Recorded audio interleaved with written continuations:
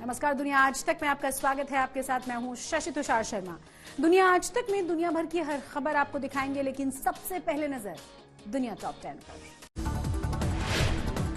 Ukraine संकट के मद्देनजर रूस का ब्लैक सी में क्रीमिया के पास बड़े पैमाने पर नौसेना का सैन्य अभ्यास, 30 से ज्यादा जहाजों ने सैन्य अभ्यास में हिस्सा लिया। पश्चिमी देशों की चेतावनी के बावजूद रूस ने सैन्य अभ्यास की गतिविधियां और तेज की।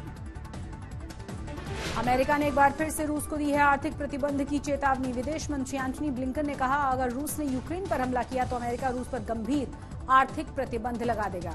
साथ ही कहा कि अगर रूस यूक्रेन संकट पर हल चाहता है तो अमेरिका कूटनीतिक माध्यम से भूमिका निभाने के लिए तैयार है। रूस यूक्रेन संकट के बीच ऑस्ट्रेलिया और न्यूजीलैंड ने अपने यूक्रेन में नागरिकों से तत्काल देश छोड़ने का आग्रह किया है। पीएम स्कॉट मॉरिसन ने कहा है कि यूक्रेन में ऑस्ट्रेलियाई नागरिकों को जल्द से जल्द देश छोड़ देना चाहिए, क्योंकि वहां की जो स्थिति है वो तेजी के साथ खतरनाक होती जा रही है। रूस से तनाव के बीच यूक्रेन के कानून प्रवर्तन अधिकारियों का अभ्यास। रूस के कब्जे वाले क्रीमिया से 30 किलोमीटर दूर खेरसोन इलाके में अधिकारियों ने किया है अभ्यास। अपनी सीमा को सुरक्षित रखने के लिए अधिकारियों ने किया है यह अभ्यास। कनाडा में ट्रक ड्राइवर्स के प्रदर्शन को लेकर बड़ा खुलासा। कनाडा में विरोध प्रदर्शन के पीछे कट्टरपंथी अमेरिकी संगठन का हाथ है। पिछले कई दिनों से राजधानी ओटावा में अनिवार्य वैक्सीनेशन के खिलाफ प्रदर्शन चल रहा है और ये ड्राइवर लगातार प्रदर्शन में डटे हुए हैं। फ्रांस की राजधानी पेरिस में प्रदर्शनकारियों को रोकने के लिए जोरदार तैयारियां की गई हैं। प्रदर्शनकारियों को रोकने के लिए फ्रांस पुलिस ने पेरिस की सड़कों को बंद कर दिया है। सोमवार तक पेरिस में हिंसा के उद्देश्य से प्रदर्शन की इजाजत नहीं है। वहीं फ्रांस के राष्ट्रपति मैक्रों ने शांति की अपील की है।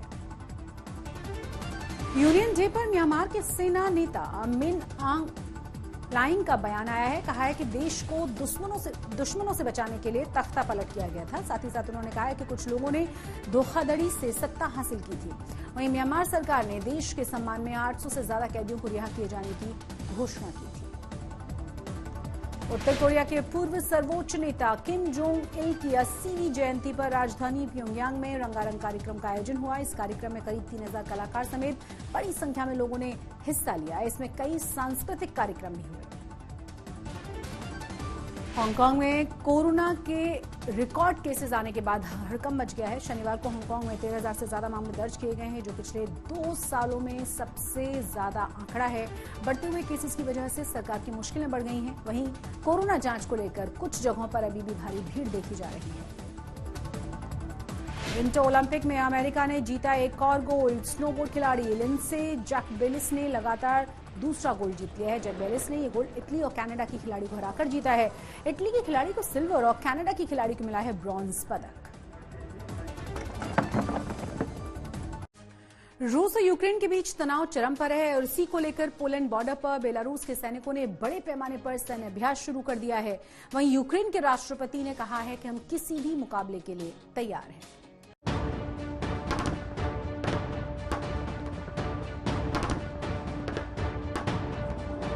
आसमान में गरजते लड़ाकू विमान और जमीन पर दौड़ती तोपें। तस्वीरें बेलारूस पोलैंड बॉर्डर की है, जहां पर यूक्रेन संकट के मद्देनजर रूस और बेलारूस बड़े पैमाने पर सैन्य अभ्यास कर रहे हैं।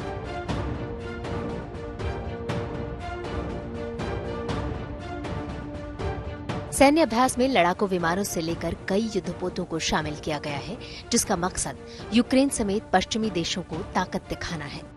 जंग के दौरान दुश्मन का सामना कैसे करना है, रूस और बेलारूस के सैनिकों ने इसका अभ्यास दनादन गोलियां दाग कर किया। दरअसल ये युद्धाभ्यास यूक्रेन के बढ़ते विवाद के बाद शुरू हुआ है। ये पहली बार है जब रूस और बेलारूस इतने बड़े पैमाने पर सैन्य अभ्यास कर रहे हैं। वहीं रूस के बार बार सैन्य अभ्यास पर यूक्रेन के राष्ट्रपति ने किसी भी मुकाबले के लिए तैयार रहने की बात कही है। Each day, and it began not yesterday, it began in 2014. So we are ready. बता दें कि रूस ने बार बार यूक्रेन पर हमले की किसी भी योजना से इनकार किया है, लेकिन उसने सीमा पर 1 लाख से ज्यादा सैनिकों की तैनाती भी कर रखी है। वहीं अमेरिका और अन्य पश्चिमी देश ये आगाह कर रहे हैं कि हमला किसी भी समय हो सकता है। आज तक ब्यूरो। ऑस्ट्रेलिया की राजधानी कैनबरा में शनिवार को अनिवार्य वैक्सीनेशन के खिलाफ जोरदार प्रदर्शन हुआ है। बैनर पोस्टर लेकर इस प्रदर्शन में हजारों लोग शामिल हुए थे। वहीं पीएम स्कॉट मॉरिसन शांतिपूर्ण तरीके से प्रदर्शन करने की अपील कर रहे हैं।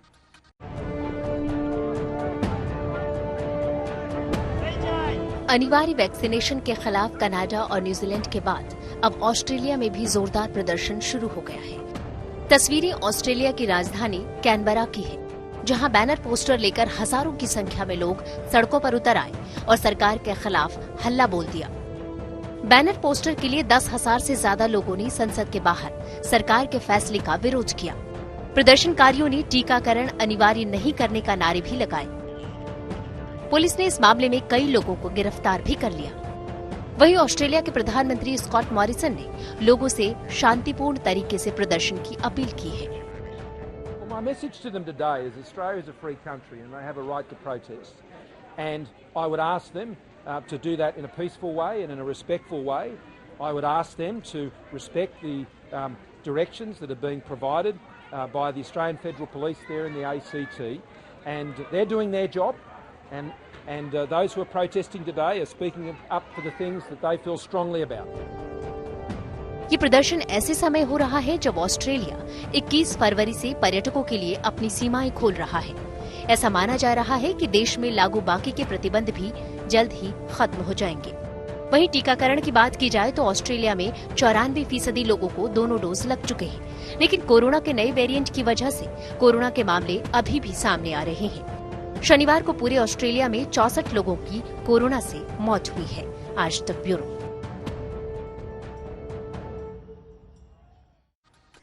फ्रांस में शुक्रवार को नाइस कार्निवाल की रंगारंग शुरुआत हुई और इस मौके पर आतिशबाजी का नजारा देखते ही बना। कोरोना पाबंदियों में ढील के बाद इस महोत्सव की खूबसूरती देखते ही बन रही है। हालांकि कार्निवल में फेस मास्क का इस्तेमाल और टीकाकरण प्रमाण पत्र दिखाना अनिवार्य है।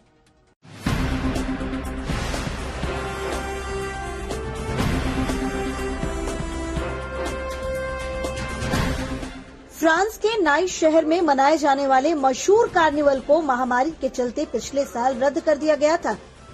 अब हालात में सुधार को देखते हुए कार्निवल की शानदार शुरुआत कल से हुई है। कार्निवल हर साल एक नई थीम के साथ मनाया जाता है। इस साल की थीम है किंग ऑफ द एनिमल्स। आसमान जगमगा देने वाली आतिशबाजी और डांस के साथ कार्निवल की शुरुआत हुई।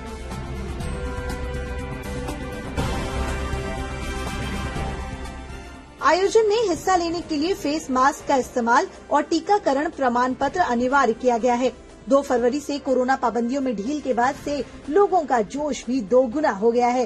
पहले जहां पाबंदियों के चलते शामिल होने वाले लोगों की तादाद 5,000 तक ही सीमित थी, अब पाबंदियों में ढील के बाद 7,000 और लोगों के शामिल होने की उम्मीद जताई जा रही है। महामारी से पहले हर साल कार्निवल में 2 लाख से अधिक लोग शामिल होते रहे हैं। इस दौरान परेड और फूलों की लड़ाई नाम से प्रतियोगिता लोगों के आकर्षण का केंद्र होते हैं। लोगों पर फूल बरसाए जाने की भी परंपरा है। इस कार्निवल का आयोजन करीब 150 वर्षों से लगातार चल रहा है और अब ये इस शहर की पहचान बन चुका है। नाइस कार्निवल फ्रांस के 2 अहम कार्निवलों में से एक है। पाबंदियों में ढील की वजह से इस कार्निवल की खूबसूरती इस बार देखते ही बनती है। आज तक ब्यूरो।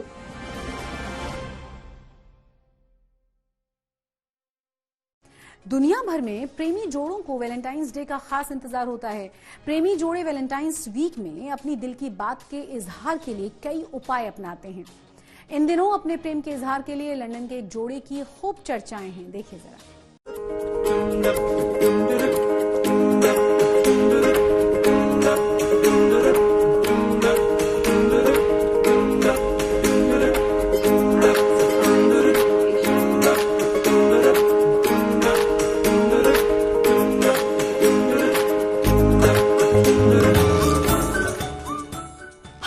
फरवरी में मनाए जाने वाले वैलेंटाइन डे वीक की शुरुआत हो चुकी है।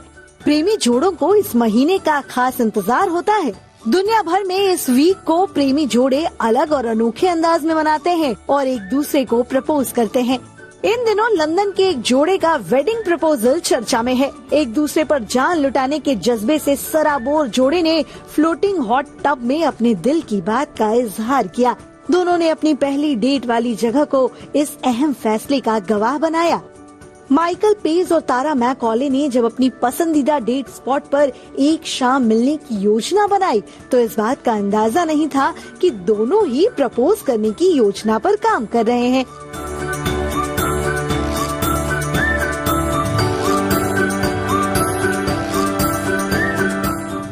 ही माइकल और तारा पोंटून से निकले और खुले पानी की ओर रुख किया, तभी अचानक एक बैनर लहरा उठा। बैनर में लिखे शब्दों को देखकर तारा हैरान रह गई। बैनर में लिखा था, तारा क्या तुम मुझसे शादी करोगी? इस तरह माइकल के प्रस्ताव के बाद अब चौंकाने की बारी तारा की थी। थोड़ी ही देर बाद जब माइकल और तारा अगले पुल पर पहुंचे, तो वहां उनके दोस्त उनका इंतजार कर रहे थे। दोस्तों की मौजूदगी में ही तारा ने भी 2 मिनट के संबोधन में माइकल से अपने दिल की बात का इजहार कर प्रेम प्रस्ताव कर डाला।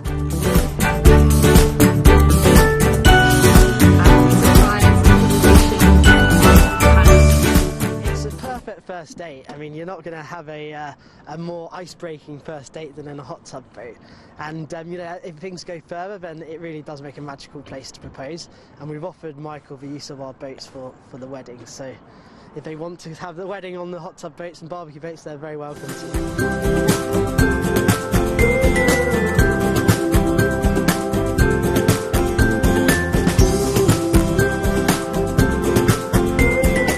स्कूना बोट्स कंपनी लंदन में फ्लोटिंग सेल्फ ड्राइव और लकड़ी से बने हॉट टब और बीबीक्यू बोट किराए पर देती है।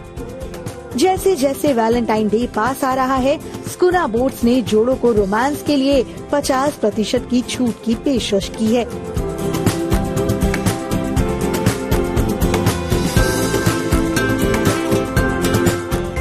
आज तक ब्यूरो।